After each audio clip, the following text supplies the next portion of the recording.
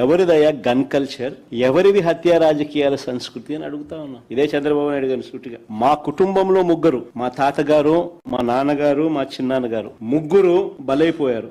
మేం బాధితులం. కానీ మా పైనే వీళ్ళు తప్పుడు రాజకీయాలు చంద్రబాబు నాయుడు గారు చేయిస్తారు. మా తాతగారు రాజారెడ్డి గారిని చంపింది ఎవరు అడుగుతా ఉన్నా చంద్రబాబు నాయుడు గారిని. టీడీపీ వాళ్ళు కాదా?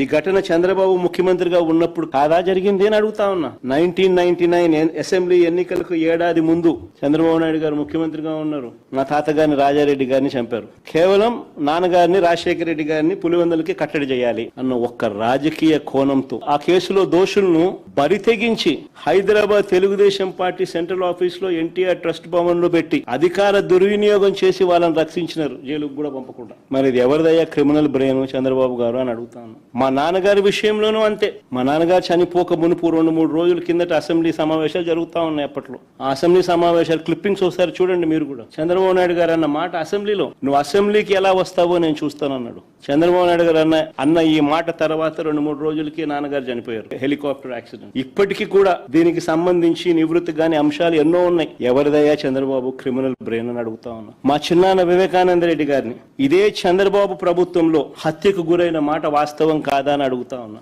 వైసీపీ పార్టీ కోసం, అవినాష్ రెడ్డి కోసం తాను క్యాంపెయిన్ చేస్తా ఉన్నాడు. జమ్మన్మడుకు పోయి క్యాంపెయిన్ చేసి వచ్చినాడు. పైగా తానే వివేకం చిన్నానని హత్య చేశానంటూ సాక్షాత్తు టీవీలో, లైవ్ టీవీలో చెలరేగిపోయి విచ్చలవిడిగా మాట్లాడిన ఈ దస్తగిరి అనే వ్యక్తి, చంపిన వ్యక్తి, నేనే చంపాను అని చెప్పి విచ్చలవిడిగా చెలరేగిపోయి మాట్లాడే టీవీ లైవ్ షోలో ఈ దస్తగిరి అనే వ్యక్తి ఇవాళ స్వేచ్ఛగా పోలీసుల వత్తాసుతో దర్జాగా కారులో తిరుగుతా ఉన్నాడు. జైల్లో ఉండాల్సిన వ్యక్తి దర్జాగా కారులో తిరుగుతా ఉన్నాడు ఈ రోజు. అంతేకాదు పైగా చంద్రబాబు లాయర్ సిద్ధార్థ లూత్రా, దస్తగిరి లాయర్ కూడా సిద్ధార్థ లూత్రా. మరి ఎవరిదయ్యా చంద్రబాబు క్రిమినల్ బ్రెయిన్ అని అడుగుతా ఉన్నా.